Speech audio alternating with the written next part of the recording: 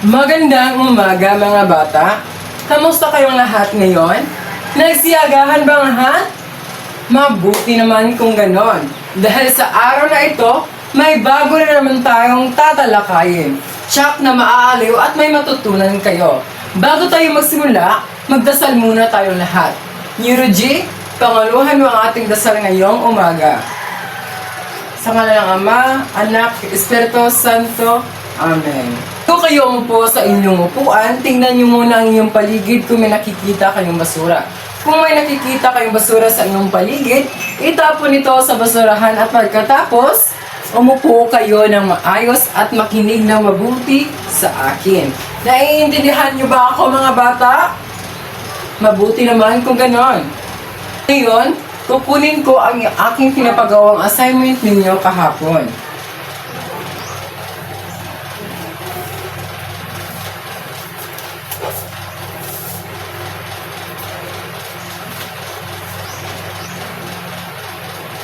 May lumiban ba sa ating klase ngayon mga bata? Mabuti naman kung ganon. Palakpakan nyo ang inyong mga sarili. Bago tayo magsimula sa ating talakayan ngayong umaga, may ipapagawa muna ako sa inyo.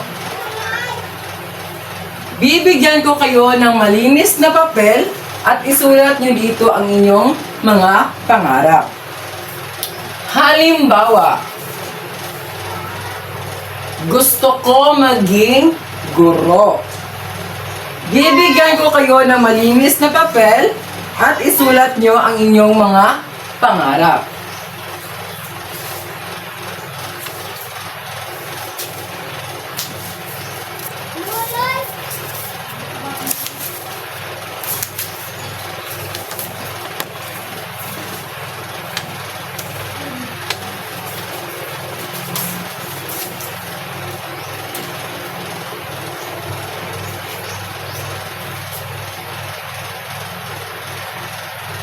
Tapos na ba mga bata? Mabuti naman kung ganon. Ipasa nyo sa akin.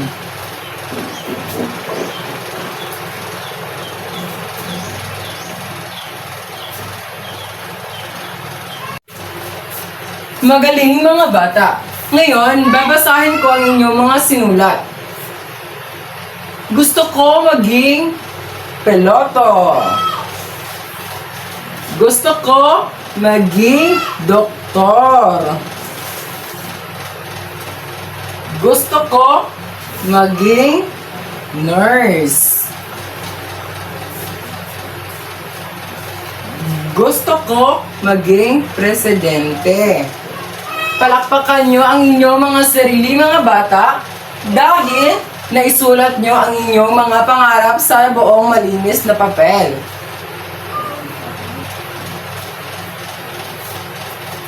Ngayon mga bata, hahatiin ko kayo sa 3 grupo. Mag-usap-usap ang bawat grupo sa inyong pangarap. Pumili lamang ng isang pangarap. Gumawa ng malikhaing presentasyon. Ito ang group 1, ito naman ang group 2, ito naman ang group 3. Ang gagawin ng group 1 ay gagawa sila ng poster. At ang gagawin naman ng group 2 ay gagawa ng isang dua or role play. At ang group 3 naman ay gagawa ng sabayang pagsasalita. Naiintindihan nyo ba ako mga bata? Mabuti naman kung ganon. Bibigyan ko kayo ng 4 na minuto.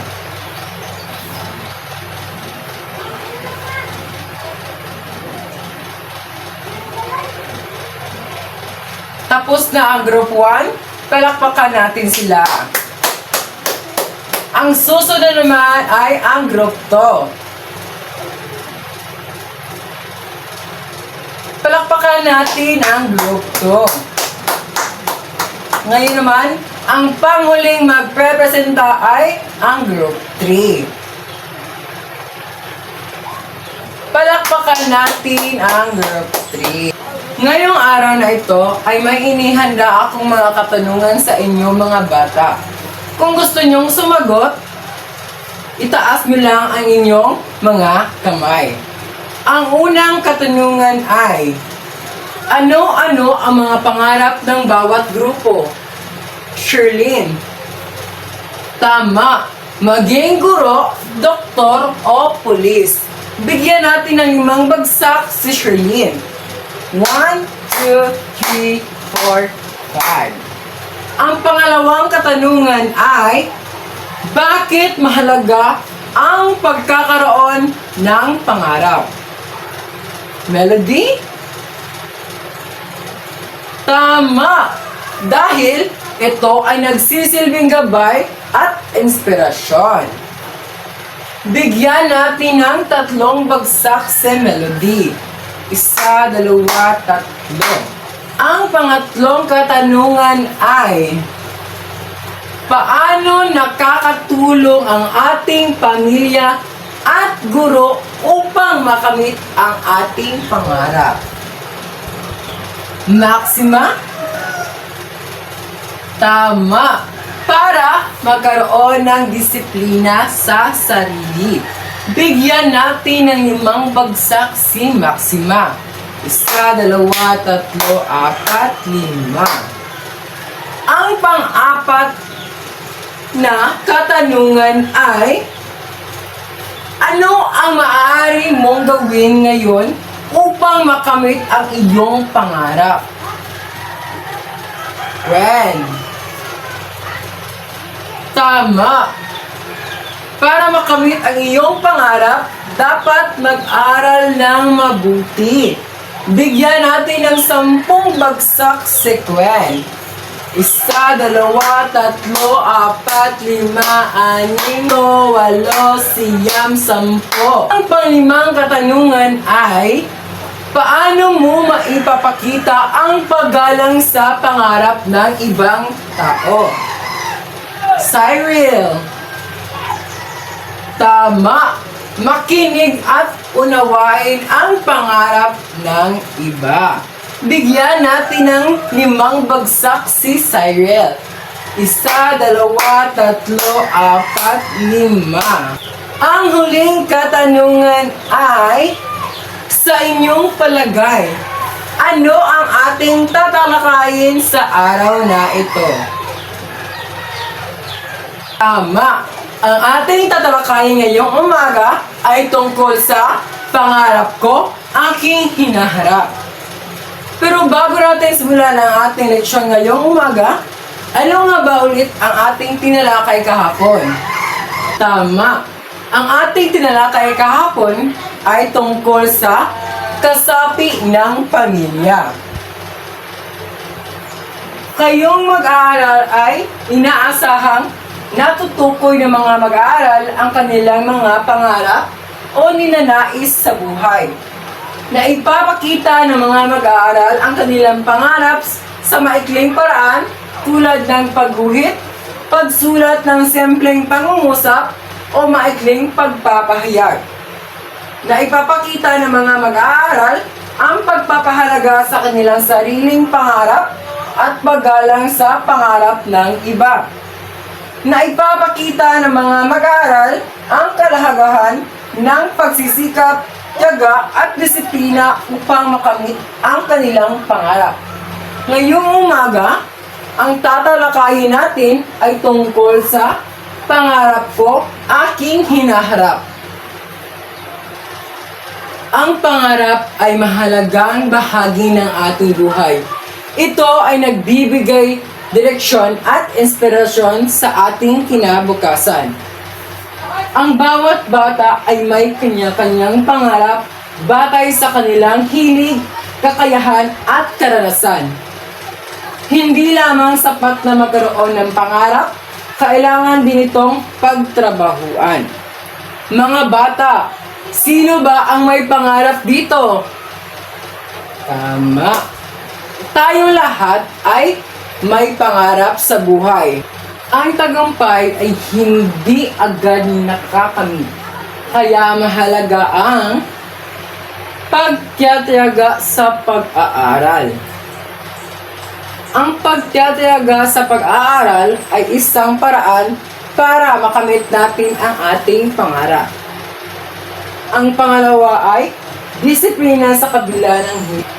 Kung may disiplina ka sa iyong sarili, tiyak na magagamit mo ito sa iyong hinaharap. Ang pangatlo ay paniniwala na kaya nating maabot ang ating mithiin. At naman tayo ay may paniniwala. Sino ba ang naniniwala na makamit niya ang kanyang pangarap? Palakpakan niyo ang inyong mga sarili. Mahalaga rin ang suporta ng pamilya, guro at komunidad sa pagtupad ng ating mga pangarap. Sila ang nagbibigay gabay, inspirasyon at lakas ng loob upang ipagpatuloy natin ang ating mga layunin. Kaya mga bata, mag-aral tayo ng mabuti para makamit natin ang ating mga pangarap. Ang suporta ng pamilya, guro at komunidad, isa sa mga paraan para makamit natin ang mga pangarap.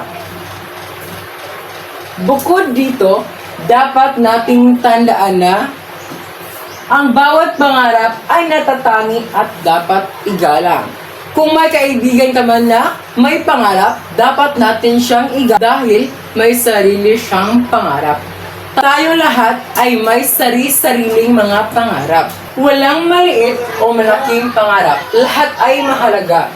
Kaya mga bata, mangarap lang kayo na mangarap. Malaki man o maliit. Dahil ang pangarap ay nagbibigay inspirasyon sa ating lahat. Ang pagtupad ng pangarap ay nagsisimula sa maliit na hakbang tulad ng pagiging masipag sa paaralan at mabuting tao sa kapwa. Yo mga bata, mag-aral kayo ng mabuti at maging mabuting tao sa mga kapwa nyo dahil ito ang hakbang patungo sa ating mga pangarap. Sa pamamagitan ng mailikhaing pagpapahayag, pagguhit, pagsasalita, pagganap, mas naipapakita at nauunawaan natin ang ating mga pangarap. Ito rin ay nagiging daan upang tayo ay manatiling determinado. Kapag determinado ka sa pag-aaral, makakamit mo ang ninanais mong mga pangarap. Kagaya ng pagiging guro, pulis, doktor, at iba pang mga pangarap. Naiintindihan niyo ba ako mga bata? Bigyan niyo ng 5 bagsak ang inyong mga sarili. 1, 2, 3, 4, 5. Para sa inyong aktibidad ngayong umaga, hahatiin ko kayo sa 3 grupo. Gumawa kayo ng sabayang pagsasalita tungkol sa inyong mga pangarap. Isama kung bakit ito mahalaga at paano ito makamit. Ito ang unang grupo, pangalawang grupo, at pangatlong grupo. Bibigyan ko kayo ng 4 na minuto. Naiintindihan niyo ba ako mga bata? Mabuti naman kung ganon. Handa na ba ang lahat? Tama.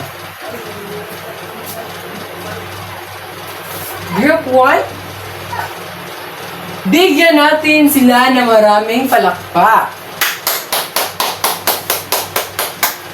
Ngayon naman, ang magprepresenta ay ang Group 2. Bigyan natin ng maraming palakpak ang Group 2. Ang huling magre-representa ay ang Group 3. Bigyan natin ng maraming bagsak ang Group 3. Kung naiintindihan nyo ang ating pinalakay kanina, ngayon naman ay may inihanda akong katanungan sa inyo. Ang gagawin nyo lang ay sagutan itong mga katanungan na inihanda ko sa inyo. May 3 minuto kayo para sagutin ang aking mga katanungan.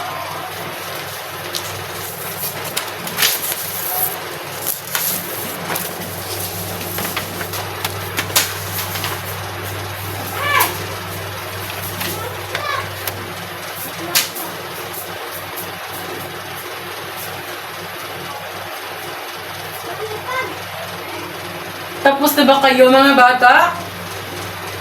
Kung ganon, ipasa nyo sa harap.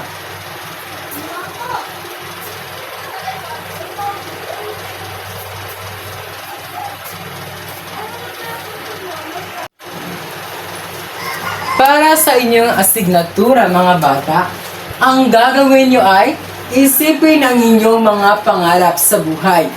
Lagyan ng malikaing pangungusap ang inyong guhit. Iguhit ito sa bond paper. Naiintindihan niyo ba ako mga bata? Mabuti naman kung ganon. Ang pangarap ay nagsisimula sa isip, ngunit natutupad sa pamamagitan ng paggawa.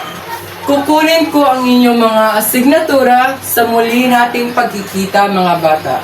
Paalam muna sa inyong lahat.